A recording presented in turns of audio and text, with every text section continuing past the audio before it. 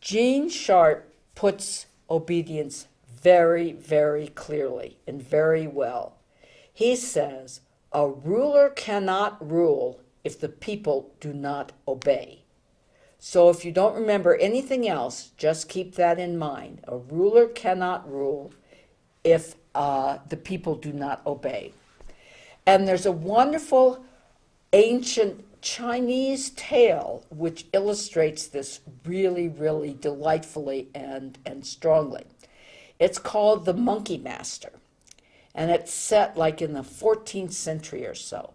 So the story is this: there's an old man who lives near the forest, and he keeps a whole tribe of monkeys in a pen next to his house. And every day he makes them go out into the forest and gather the fruit and bring it back to him. And if they don't bring back enough, he beats them and he treats them very, very poorly. Now, understandably, the monkeys are not very happy about this situation, but they don't know what to do. He's the master and they're just monkeys. So at one point, a little monkey asks a question. And he says, does the monkey master own the forest? Does that belong to him? And the monkeys say no, and the light's starting to go on.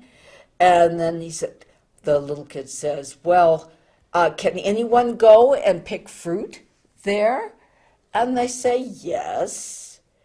And all of a sudden, there's this moment of enlightenment when they realize they do not have to stay and do this work for him.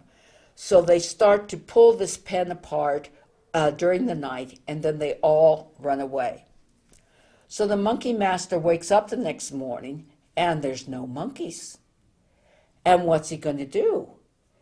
And since he's never had to do any work himself, he doesn't know how to go into the forest and pick his own fruit. So the result is that the monkey master dies of starvation, which is not such a nice end to the story, but the monkeys live happily ever after in the forest. And the lesson being, a lot of these kinds of situations are self-enslavement. We allow ourselves to be caught in situations where there might be a solution to the obedience of that master.